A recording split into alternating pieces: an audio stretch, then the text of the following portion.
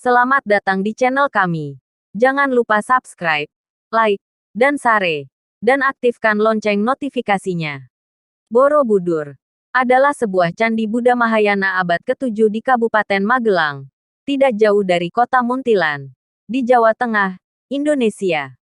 Candi terdiri dari 9 platform yang ditumpuk, 6 persegi dan 3 lingkaran, diatapi oleh kubah pusat. Dihiasi dengan 2.672 panel relief dan 504 patung Buddha. Kubah pusat dikelilingi oleh 72 patung Buddha, masing-masing duduk di dalam stupa yang berlubang.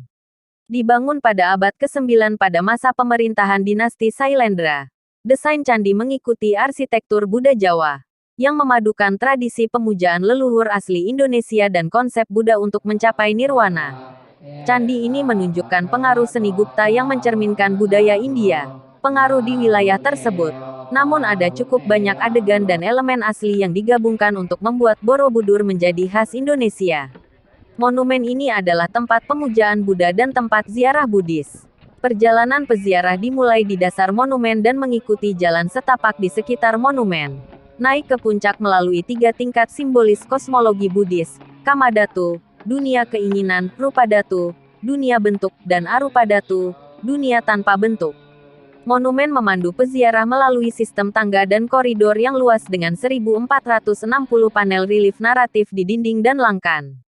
Borobudur memiliki salah satu ansambel relief Buddha terbesar dan terlengkap di dunia. Bukti menunjukkan bahwa Borobudur dibangun pada abad ke-7 dan kemudian ditinggalkan setelah abad ke-14 penurunan kerajaan Hindu di Jawa dan konversi Jawa ke Islam.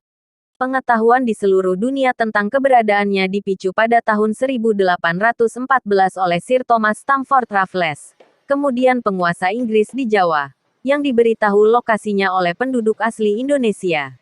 Borobudur sejak itu telah dilestarikan melalui beberapa restorasi. Proyek pemugaran terbesar dilakukan antara tahun 1975 dan 1982 oleh pemerintah Indonesia dan UNESCO, diikuti dengan pencatatan monumen itu sebagai situs warisan dunia UNESCO. Borobudur adalah candi Buddha terbesar di dunia, dan sejajar dengan Bagan di Myanmar dan Angkor Wat di Kamboja sebagai salah satu situs arkeologi besar di Asia Tenggara.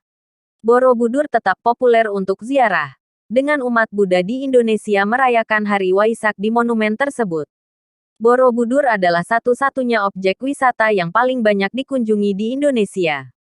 Dalam bahasa Indonesia, candi-candi kuno disebut candi, sehingga penduduk setempat menyebut Candi Borobudur sebagai Candi Borobudur. Istilah candi juga secara longgar menggambarkan struktur kuno, misalnya gerbang dan pemandian. Asal-usul nama Borobudur bagaimanapun, tidak jelas. Meskipun nama asli dari sebagian besar candi Indonesia kuno tidak lagi diketahui. Nama Borobudur pertama kali ditulis dalam buku Raffles tentang sejarah Jawa. Raffles menulis tentang sebuah monumen bernama Borobudur, tetapi tidak ada dokumen lama yang menyarankan nama yang sama. Satu-satunya naskah Jawa kuno yang mengisyaratkan monumen yang disebut Budur sebagai tempat suci Buddha adalah Nagara Kretagama, yang ditulis oleh Empu Prapanca, seorang sarjana Buddha dari Istana Majapahit, pada tahun 1365.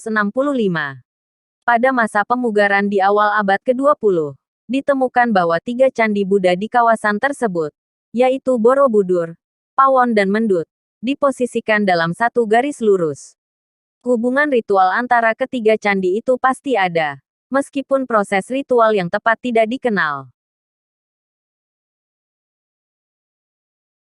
Lokasi Borobudur, 40 km, 25 mil barat Laut Yogyakarta dan 86 km, 53 mil barat Surakarta. Borobudur terletak di daerah yang ditinggikan antara 2 gunung berapi kembar, Sundoro Sumbing dan Merbabu Merapi, dan 2 sungai, Progo dan Elo. Menurut mitos setempat, daerah yang dikenal sebagai Dataran Kedu ini merupakan tempat suci Jawa dan dijuluki Taman Jawa karena kesuburan tanahnya yang tinggi. Spekulasi tentang keberadaan danau di sekitarnya menjadi bahan diskusi intensif di antara para arkeolog di abad ke-20. Pada tahun 1931, seorang seniman Belanda dan sarjana arsitektur Hindu dan Buddha, W.O.J. Niu Wenkam mengembangkan hipotesis bahwa dataran Kedu pernah menjadi danau dan Borobudur awalnya mewakili bunga teratai yang mengambang di danau. Telah diklaim bahwa Borobudur dibangun di atas bukit batuan dasar 265 meter, 869 kaki, di atas permukaan laut dan 15 meter, 49 kaki, di atas lantai danau paleo yang kering. Dumarkei bersama Profesor Tanikaimoni mengambil sampel tanah pada tahun 1974 dan sekali lagi pada tahun 1977 dari parit percobaan yang telah digali ke dalam bukit, serta dari dataran langsung ke selatan. Sampel-sampel ini kemudian dianalisis oleh Tanikaimoni, yang merupakan serbuk sari dan sporanya untuk mengidentifikasi jenis vegetasi yang tumbuh di sekitar waktu pembangunan Borobudur. Mereka tidak dapat menemukan sampel serbuk sari atau spora apapun yang merupakan karakteristik dari vegetasi apapun yang diketahui yang tumbuh di lingkungan akuatik seperti bangunan diperkirakan dengan membandingkan relief pahatan di kaki candi yang tersembunyi dan dikelilingi oleh lahan pertanian dan pohon palem pada saat selama abad ke-8 dan ke-9 seperti yang masih terjadi sampai sekarang. Kemungkinan didirikan sekitar 800 geomorfologi Dr. sesuai dengan periode antara tahun-tahun 1935 sampai 8 kekuasaan dinasti Sailendra atas kerajaan Mataram di Jawa Tengah dan mengkonfirmasi kekuasaan mereka mencakup tidak hanya kerajaan pada saat pembangunannya dan Thailand Selatan sebagai kerajaan-kerajaan Indianisasi. Perspektif baru tentang beberapa pertanyaan lama tentang Borobudur dalam publikasi dikenal dalam teks-teks India sebagai negara Hindu pemulihan Borobudur. Pembangunannya diperkirakan memakan waktu 75 tahun dan selesai pada masa pemerintahan Samaratungga pada tahun 825. Ada ketidakpastian tentang penguasa Hindu dan Buddha di Jawa sekitar waktu itu. Para Sailendra dikenal sebagai pengikut setia Buddhisme. Meskipun prasasti batu yang ditemukan di Sojomerto juga menunjukkan bahwa mereka mungkin Hindu. Pada masa inilah banyak monumen Hindu dan Buddha dibangun di dataran. Monumen Buddha, termasuk Borobudur, didirikan sekitar periode yang sama dengan kompleks Candi Hindu Siwa Prambanan dan pegunungan di sekitar dataran Kedu. Monumen Buddha, termasuk Borobudur, didirikan sekitar periode yang sama dengan kompleks Candi Hindu Siwa Prambanan. Pada tahun 732 M, Raja Siwa Sanjaya menugaskan sebuah kuil Sivalinga untuk dibangun di Bukit Wukir, hanya 10 km 6,2 mil timur Borobudur. Pembangunan Candi Buddha, termasuk Borobudur, pada waktu itu dimungkinkan karena penerus langsung Sanjaya, Rakai Panangkaran, memberikan izin kepada umat Buddha untuk membangun candi tersebut. Bahkan, untuk menunjukkan rasa hormatnya, Panangkaran memberikan desa Kalasan kepada umat Buddha, seperti yang tertulis dalam Piagam Kalasan tertanggal 778 M. Hal ini menyebabkan beberapa arkeolog percaya bahwa tidak pernah ada konflik serius mengenai agama di Jawa seperti yang terjadi sebelumnya. Mungkin bagi seorang raja Hindu untuk mendukung pendirian monumen Buddha, atau bagi seorang raja Buddhis untuk melakukan hal yang sama. Namun, ada kemungkinan bahwa ada dua dinasti kerajaan yang bersaing di Jawa pada saat itu, Sailendra Buddha dan Sanjaya Saivite, di mana yang terakhir menang atas saingan mereka dalam pertempuran 856 di dataran tinggi Ratu Baka. Kebingungan serupa juga ada mengenai Candi Lara Jonggrang di Kompleks Prambanan, yang diyakini telah didirikan oleh pemenang Rakai Pikatan sebagai balasan dinasti Sanjaya untuk Borobudur. Tetapi yang lain menunjukkan bahwa ada iklim koeksistensi damai di mana keterlibatan Sailendra ada di Lara Jonggrang. Pengabaian. Borobudur tersembunyi selama berabad-abad di bawah lapisan abu vulkanik dan pertumbuhan hutan. Fakta di balik pengabaiannya tetap menjadi misteri. Tidak diketahui kapan penggunaan aktif monumen dan ziarah Buddhis berhenti. Antara tahun 928 dan 1006, Raja Empu Sindok memindahkan ibu kota kerajaan Medang ke wilayah Jawa Timur setelah serangkaian letusan gunung berapi. Tidak pasti apakah ini memengaruhi pengabaian, tetapi beberapa sumber menyebutkan ini sebagai periode pengabaian yang paling mungkin. Monumen ini disebutkan secara samar-samar hingga akhir c. 1365 dalam Nagara Kretagama karya Empu Prapanca, yang ditulis pada masa Majapahit dan menyebutkan Vihara di Budur. Sukmono, 1976 juga menyebutkan kepercayaan populer bahwa candi-candi dibubarkan ketika penduduknya masuk Islam pada abad ke-15. Monumen itu tidak dilupakan sepenuhnya. Meskipun cerita rakyat secara bertahap bergeser dari kejayaannya di masa lalu menjadi kepercayaan tahayul yang terkait dengan nasib buruk dan kesengsaraan. Dua kronik Jawa kuno, Babat dari abad ke-18 menyebutkan kasus-kasus nasib buruk yang terkait dengan monumen itu.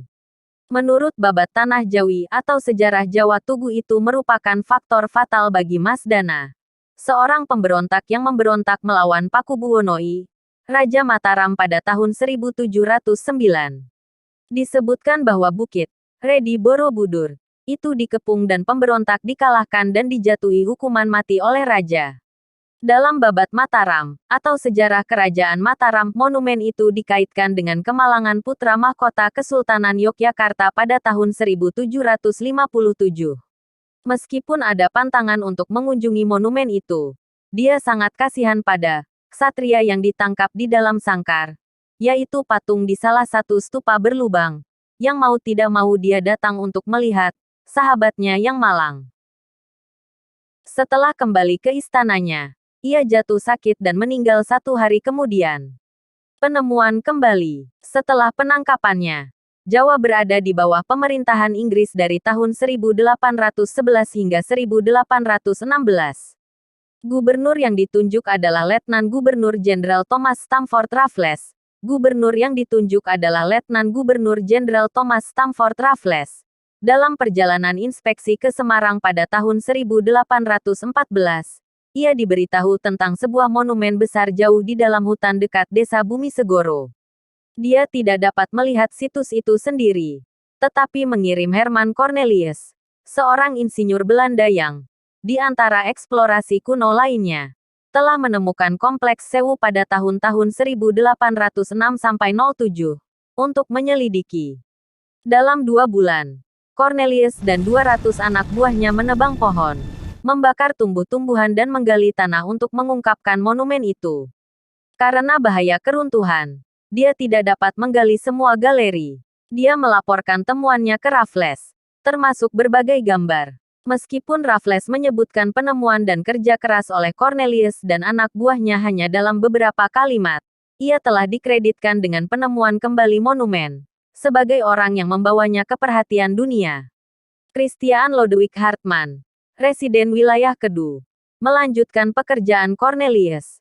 Dan pada tahun 1835, seluruh kompleks akhirnya digali. Ketertarikannya pada Borobudur lebih bersifat pribadi daripada resmi. Hartmann tidak menulis laporan apapun tentang kegiatannya, khususnya cerita dugaan bahwa ia menemukan patung besar Buddha di stupa utama.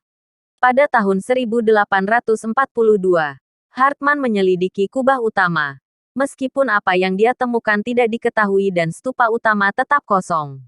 Pemerintah Hindia Belanda kemudian menugaskan Frans Karel Wilson, seorang pejabat teknik Belanda, untuk mempelajari monumen tersebut dan menggambar ratusan sketsa relief. Jan Frederik Gerrit Brumund juga ditunjuk untuk membuat studi rinci tentang monumen, yang selesai pada tahun 1859. Pemerintah bermaksud untuk menerbitkan artikel berdasarkan studi Brumund yang dilengkapi dengan gambar Wilson, tetapi Brumund menolak untuk bekerja sama. Pemerintah kemudian menugaskan sarjana lain, Conradus Liemens, yang menyusun monografi berdasarkan sumber Brumund dan Wilson. Pada tahun 1873, monografi pertama dari studi rinci Borobudur diterbitkan, diikuti oleh terjemahan bahasa Prancisnya setahun kemudian. Foto pertama monumen ini diambil pada tahun 1872 oleh pengukir Belanda Flemish Isidore van Kinsbergen. Apresiasi terhadap situs berkembang perlahan, dan selama beberapa waktu berfungsi sebagai sumber souvenir dan pendapatan bagi pemburu souvenir dan pencuri. Pada tahun 1882, Kepala Pengawas Artefak Budaya merekomendasikan agar Borobudur dibongkar seluruhnya dengan relokasi relief ke museum karena kondisi monumen yang tidak stabil. Akibatnya, pemerintah menunjuk Willem Pieter Groenevet, kurator koleksi arkeologi Batavia Masyarakat Seni dan Ilmu Pengetahuan, untuk melakukan penyelidikan menyeluruh terhadap situs tersebut dan untuk menilai kondisi sebenarnya dari kompleks tersebut. Laporannya menemukan bahwa ketakutan ini tidak dapat dibenarkan dan merekomendasikannya untuk dibiarkan utuh. Borobudur dianggap sebagai sumber cindera mata, dan sebagian pahatannya dijarah, bahkan beberapa dengan persetujuan pemerintah kolonial. Pada tahun 1896 Raja Chulalongkorn dari Siam mengunjungi Jawa dan meminta dan diizinkan untuk membawa pulang 8 gerobak penuh patung yang diambil dari Borobudur. Ini termasuk 30 buah yang diambil dari sejumlah panel relief, 5 gambar Buddha, 2 singa, 1 gargoyle, beberapa motif kala dari tangga dan pintu gerbang, dan patung penjaga, Devarapala. Beberapa artefak ini, terutama singa, Devarapala, Kala, Makara, dan puting beliung raksasa kini dipajang di ruang seni Jawa di Museum Nasional di Bangkok. Demikian ulasan tentang Candi Borobudur. Bisa menjadi referensi kunjungan dan referensi sejarah Indonesia dan dunia. Jangan lupa untuk berlangganan dan menyukai saluran ini. Terima kasih.